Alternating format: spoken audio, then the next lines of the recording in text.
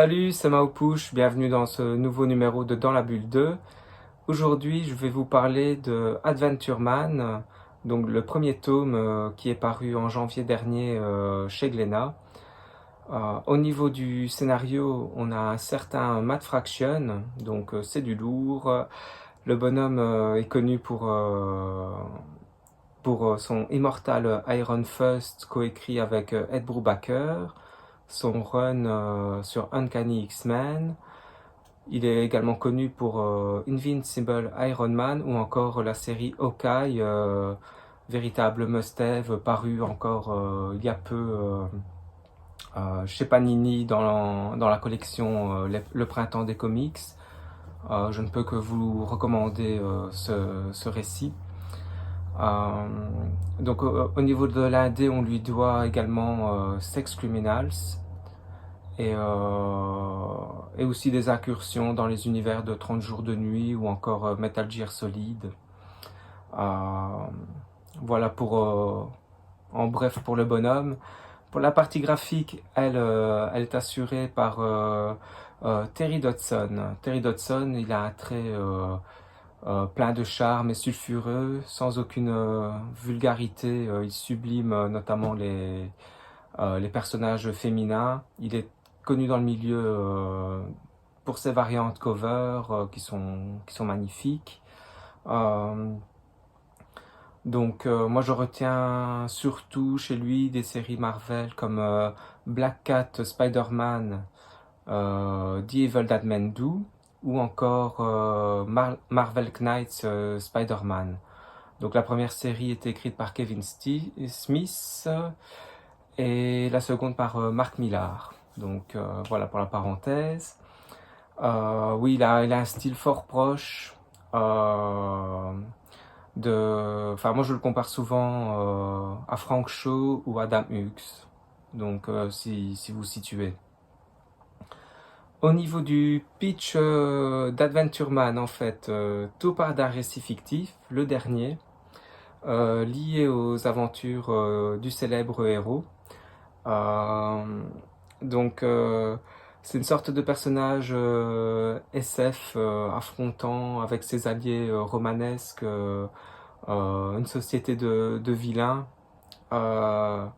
qui est autant caricaturale que fatale. Donc, ce sont des romans. Tommy, un jeune ado, trouve qui est passionné par le personnage. C'est une passion qui lui a été transmise par sa mère, Claire, qui est bibliothécaire, non, qui est libraire. Euh, trouve la fin de ce roman trop abrupte, ça finit par un cliffhanger et il trouve qu'il y a quelque chose qui cloche dans cette histoire, quoi. C'est vraiment très bizarre. Claire voilà, essaie de le convaincre que c'est comme ça, il faut pas chercher ailleurs. C'était la volonté de l'auteur de terminer sur cette fin-là, sans trop spoiler ici. Euh, Cependant, certains événements vont faire remettre en question les certitudes de Claire. La réalité, les aventures imaginées du célèbre héros s'entrecroiseraient. Euh, et donc, voilà, l'intrigue débute là-dessus, hein. Donc j'essaie de pas trop spoiler, j'aime pas ça. On entre en tout cas dans un genre de la SF qui est assez bien connu, euh, à travers les romans, le cinéma, ou encore comme ici le 9e art. C'est voilà, c'est un récit où, allez, on nous offre une histoire où la limite entre réalité et imagination s'efface. Ce que l'on croyait fictif serait réel et vice-versa. Donc pour vous situer un peu, voilà, j'en dirai pas plus. Mon avis, au niveau des points négatifs déjà, je dois admettre que le scénario et la narration ne sont pas très originaux. Il y a un, un problème de dynamique dans ce premier tome, avec des moments sympas, mais il ne se passe pas grand-chose en fait. Mais limiter mon avis à cela, ça serait un peu passer à côté de ce que les auteurs ont voulu refléter, je pense. On est clairement dans l'hommage ici au Pulp Magazine. En quelque sorte, ce sont les ancêtres des comic books. Cet hommage se retrouve dans la dimension fantasque apportée au personnage et dans le ton donné. Rien que le nom du héros qui a donné son titre à la série est évocateur, et le logo aussi d'ailleurs. Le logo est vraiment typique des titres des séries d'époque. Donc les Pulp Magazine, c'était dans les années 30 surtout, pour vous situer. Le personnage de Adventure Man et puis l'héroïne, donc ici l'héroïne principale c'est Claire, hein, la maman de Tommy, en sont des stéréotypes difficiles d'ailleurs de ne pas penser à d'autres essais du genre comme Tom Strong de Alan Moore ou Monkey Man et O'Brien de Arthur Adams par exemple, donc qui sont également inspirés de références des années 30 et 40, comme Le Fantôme ou encore Doc Savage. Je dirais que le récit est empreint de cette dichotomie caractéristique au pulp.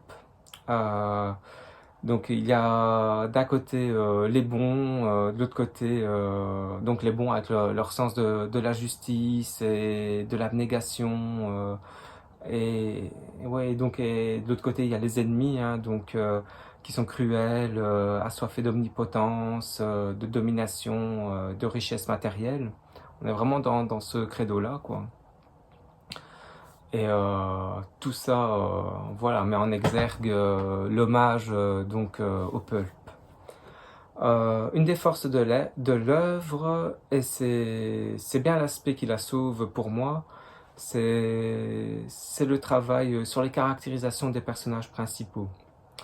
Par exemple, indépendamment du style caractéristique et sensuel de Dodson, Claire a une part de poésie en elle, une positivité, une soif de découverte qui ne laisse pas indifférent. Ça rend le personnage clairement rayonnant et judicieusement intéressante.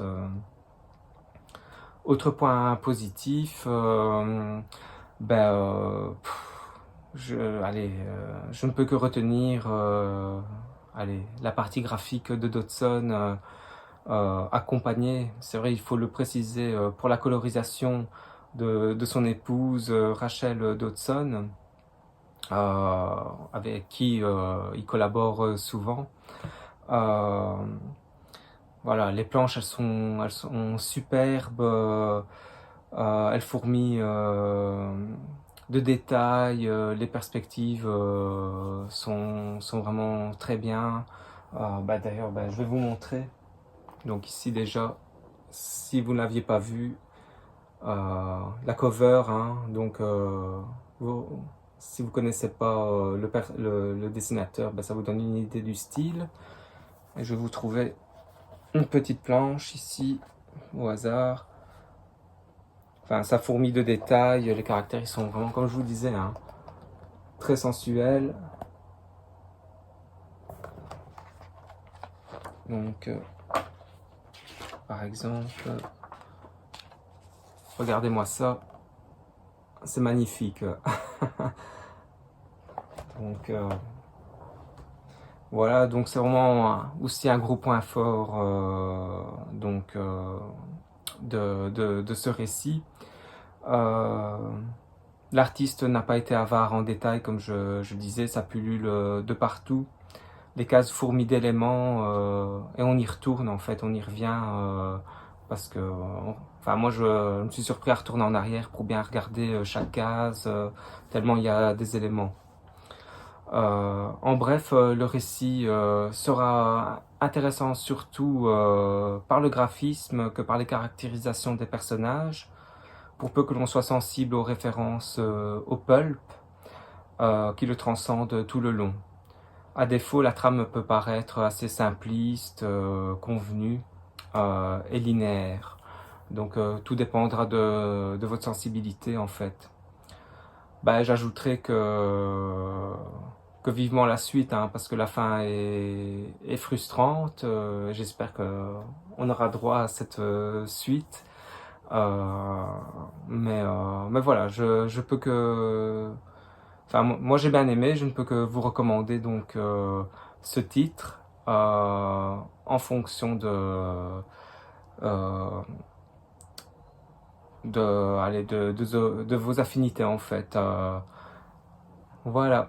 Allez, bah, j'espère que cette review vous aura plu. N'hésitez pas à commenter. J'espère avoir été suffisamment clair pour que vous puissiez l'apprécier. Allez, salut, merci à vous.